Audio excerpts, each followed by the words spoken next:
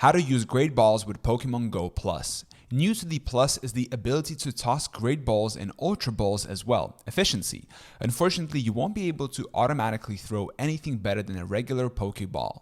If you want to toss great balls and ultra balls at your prey, you'll have to wait until you see a light and feel a vibration on the Plus Plus. Then press the button in the middle. It's not exactly labor intensive, not that tossing Pokeballs manually is labor intensive either, but it does mean you have to actually engage with the device and react to the vibration.